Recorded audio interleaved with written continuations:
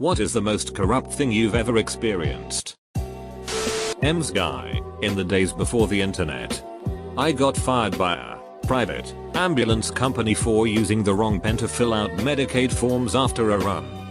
I used a ballpoint instead of the soft tip flare pens and was immediately sacked by the owner. A few years later, I found out he was imprisoned for Medicaid fraud. Turns out the soft tip pens he provided didn't go through all the carbon copies on the forms.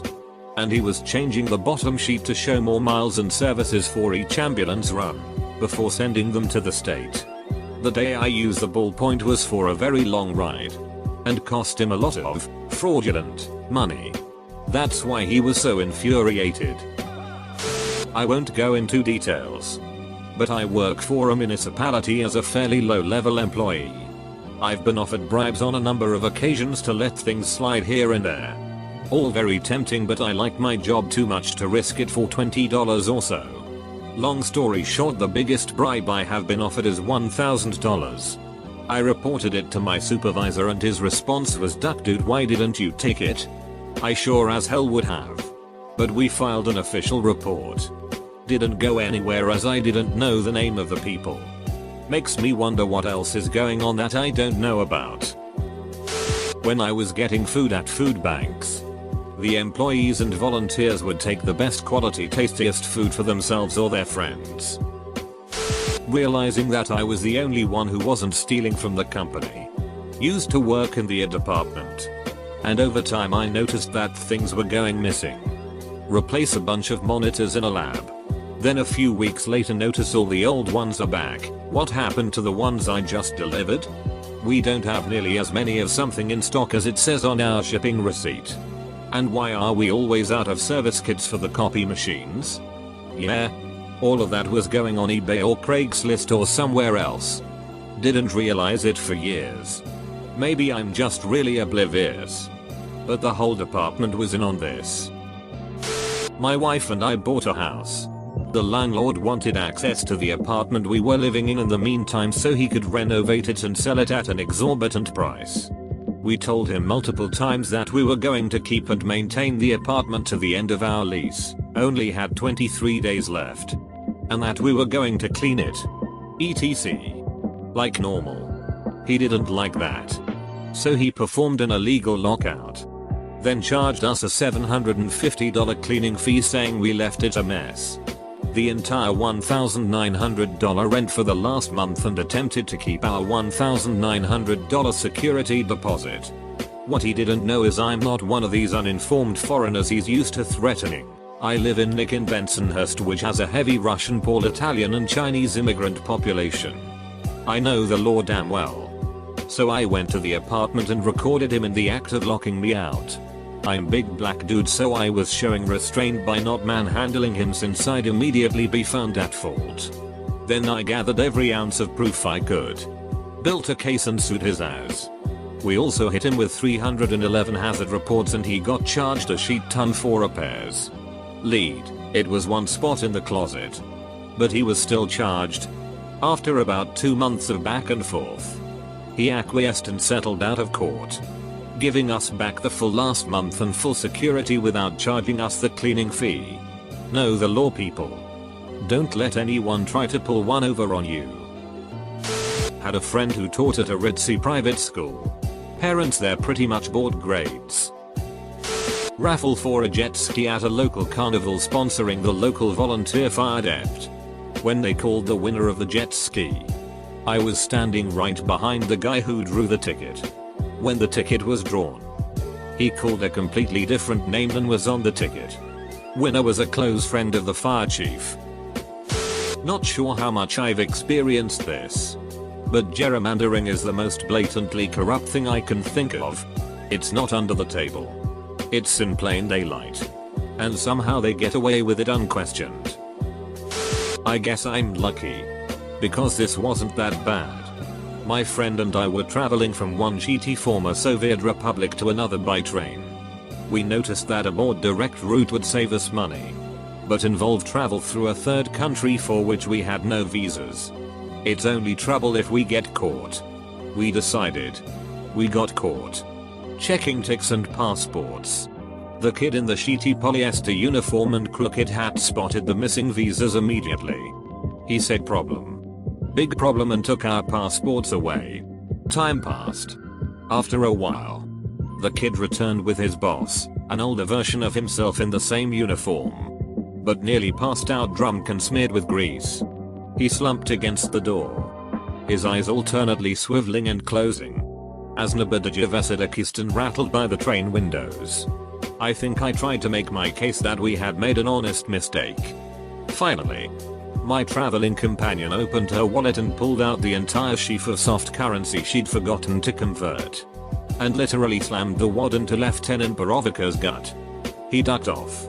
Junior gave us our passports back and may have given us a warning. Sad thing was, they could only spend that soft currency in the country we were just coming from, which they were not citizens of.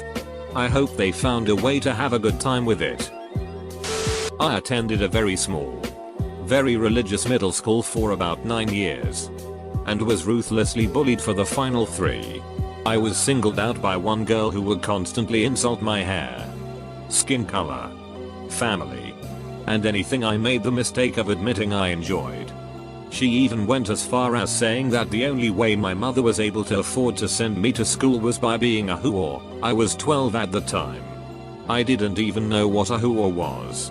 I told my teachers and the principal, who said they would assess the situation and help out, which did a whole load of jack shit. They would stand next to our table at lunch, and when the bully, obviously, didn't say anything to me, would tell me she seemed polite to you today. I didn't hear anything wrong. I was even encouraged to invite her to my goddamn birthday party. Anyway, this all culminated at graduation, where my bully was awarded a special diploma and a scholarship to equally religious private high school for exemplifying what it means to be a good Christian. I later learned that her family donated a large chunk of money to the school to help keep it running, which is definitely why everyone turned a blind eye to how horrible she was. I used to work for a global pharmaceuticals company. My boss was a mid-level manager, making pretty good money, low 6 figures. And this was 25 years ago. It wasn't enough, though. We had a company contracted to build some software for us. Somehow, they were paid about $4 million and never delivered working software. Every time we questioned this, we were blocked by the boss. It turns out that he was a silent partner in the software company. When he jumped ship, they promoted him to a manager position in another country. His successor immediately terminated the contract with the software company. Within 24 hours, the company was dissolved and all records disappeared. My ex-boss worked there for a few more years, until it was clear that he was still lining his pockets with company money. He was then given the opportunity to pursue his career outside of the organization. Sometimes, white-collar crime does pay pretty ducking well. Was at a polling place in a school where as a project in college we were doing a student voting project, letting elementary kids cast a vote for president.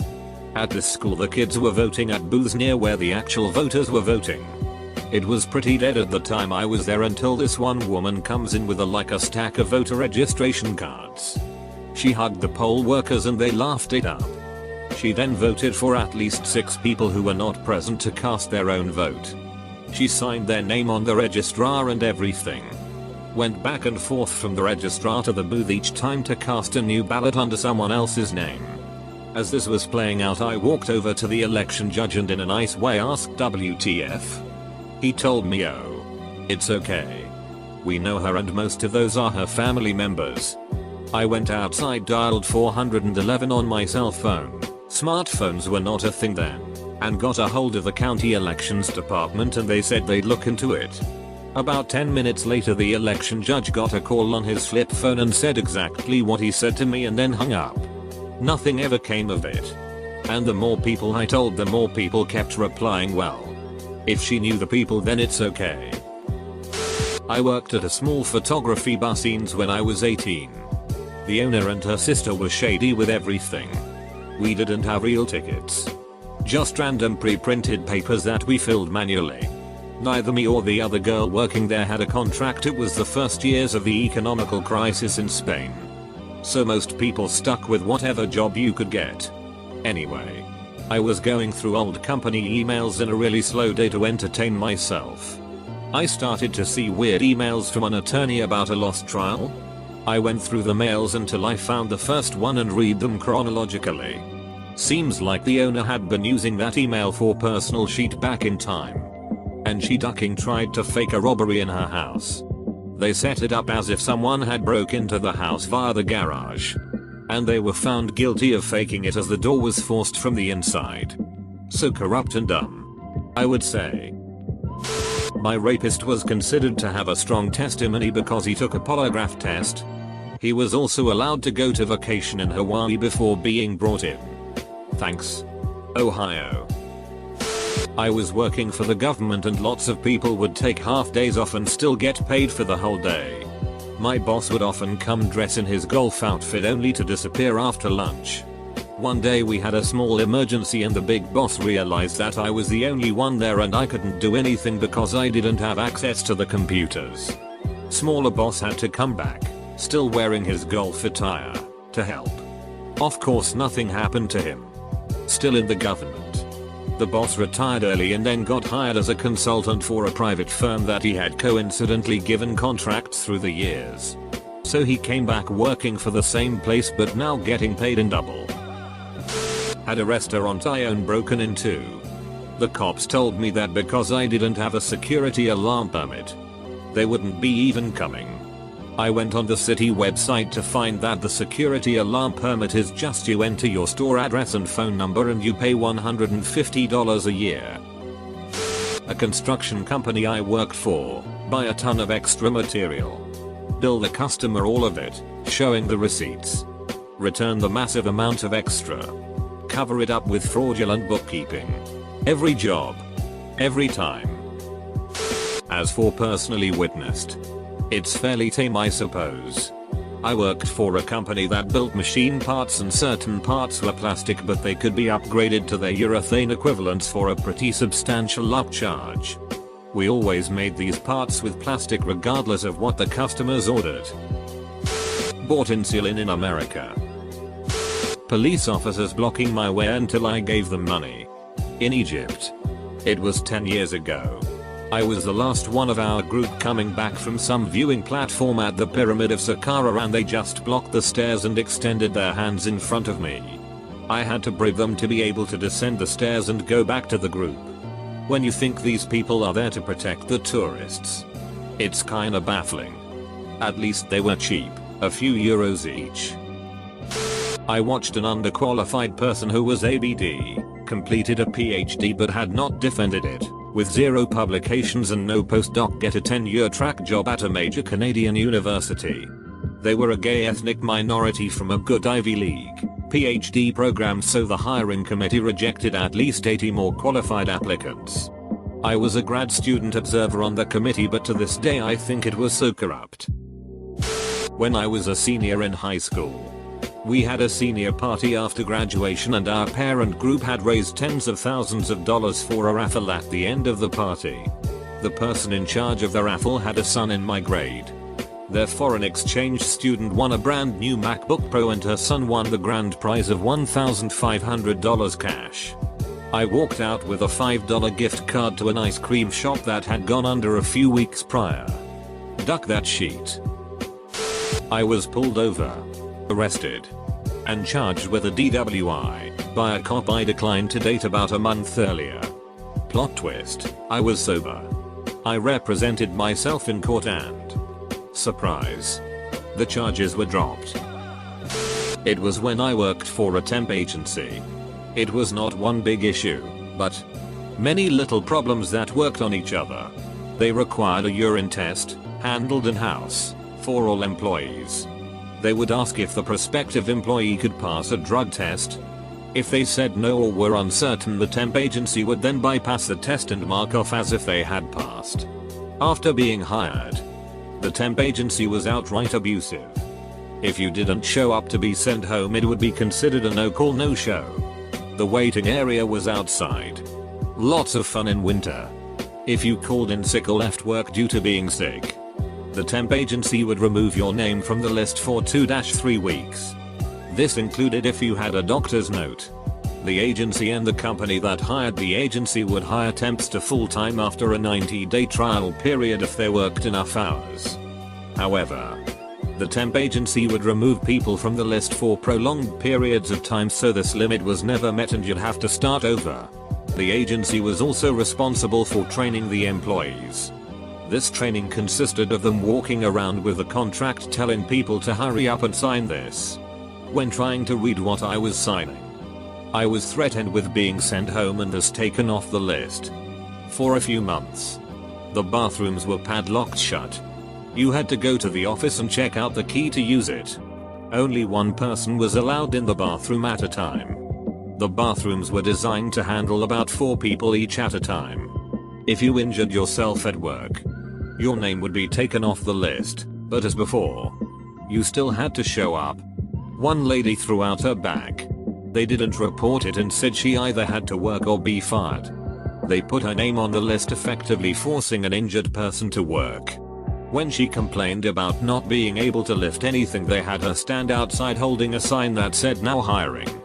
This was second shift, 4 PM to 12 AM, and winter, well below freezing. The building's location was in a very small industrial park surrounded by fields, windy and no traffic. Last I heard, she had pressed charges for abusive treatment. If anyone complained about the shitty treatment, the temp agency would say, "I guess we can start drug testing everyone." Most employees would shut up at that point due to their hiring practices. While in my last few weeks there, one of the temp agency employees, not the temps but the agency's actual employee, was fired for embezzlement. Another unceremoniously quit. It was predicted that one was stealing too. One of the remaining employees applied for the now vacant position. She was told that she didn't meet the requirements for the job. The agency hired someone new, and then they told the lady who wanted the job to train the new person for that job. She rightly walked off. Whenever someone asks me about that place, I tell them it is a shithole and to only apply if they physically cannot acquire any other means of income. My university makes us buy a public speaking textbook, published by the university, and tear rubrics out of it. Your grades are penalized if you don't turn in the rubric torn out of the book for the teacher to mark your grade on. This ensures that you can't resell your book, so the next class has to buy brand new books. All the while, the university is putting up signs about why you should recycle. Not big compared to some others here, but I'm still salty about it. Edit. Update. I've just received an email to inform me that access to the building with the computer labs running expensive software we're required to use for homework is a privilege, not a guaranteed right. An old friend of mine got a job working for a church-based charity. They would accept household donations and sell them in a thrift store they had set up to raise funds for the needy. His job was to drive around in a cube van, pick up the donated items and deliver them to the charity. He openly bragged about picking the best items for himself and would drop them off at his house before delivering the rest of the items to the charity. I called him out on it and told him it was a bad idea, seeing as his cousin and 2 aunts worked there, and put in a good word for him to get hired. That's when he told me that they've been doing the same thing for years. He told me his aunts wouldn't even keep most what they stole. Rather, they would sell the items at garage sales, and that it was okay because that's how they make their money. To make matters worse, they were paid in cash so they could keep collecting welfare. Pure trash, and needless to say, I have nothing to do with them anymore. Once, while working as a night shift cashier at a store, my supervisor randomly told me to take a break and that he'd take over the register for me. I was just happy to sit down and went to the break room while he made small talk with a customer he seemed to know. I thought nothing of it and finished my shift as usual. The next day, the store manager called me into his office and fired me. I was flabbergasted. He said that I gave a 99% discount on over $150 worth of merchandise last night. I told him that I didn't, and couldn't without supervisor approval anyway. They had to enter their unique code to give discounts. I was fired because it was my register and my supervisor kept his job. I used to work at a non-profit that provided financial education to middle school and high school students, achievement of juniors. The VP, my direct supervisor, was using money from our sponsors, the city schools and No Child Left Behind, to pay for his girlfriend's apartment that was around the corner from our office. Somehow he was altering our records so that no one would notice. Side note, although this sounds like bullshit, his wife had cancer. I work for a non-profit faith-based drug alcohol rehab. Turns out that in 2018 our founder and president Sia was skimming money from the company to, among other things, buy clothes and jewelry for his girlfriend. His wife must have been pissed when she found out.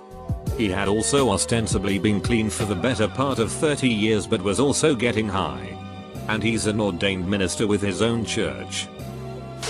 I was assaulted, threatened with death, and physically and emotionally harmed by another person. The court found him guilty and ordered him to pay €750 to the state and €10 to me. That didn't even begin to cover the costs of gas spent as a result of the attack. I've never trusted the justice system since. Especially as I still freeze up every few months with nightmarish recollection what if daydreams. Edit, just as an addition, we had extensive proof of his volatile personality, a breach of contract, and threats. None of it was taken seriously. I dated a coworker and at some point it turned out she had a boyfriend. Apparently she just had a rough time with him and I just so happened to be kind of attractive to her and gave her the attention she's been missing out. After I found out and backed off, the two suddenly got closer again and she told me she couldn't believe that she was dumb enough to almost leave that wonderful man for me.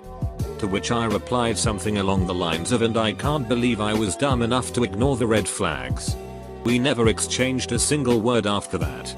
On my next shift I got called into my boss's office. He told me that she claimed I was stalking and threatening her, and that she was trembling in fear because we had the same shift that day. She even cried in front of him. I was completely baffled and started to tell him what happened. I even showed him the my chat and call logs. He actually believed me, but still had to fire me since she was working full-time for about 1.5 years, while I've only worked there for 3 months, and in part-time. Economically, keeping her was the right thing to do, but morally, yuck. I considered suing her for those claims, but in the end I didn't. The whole crew ignored her best they could after that. Karma, I guess.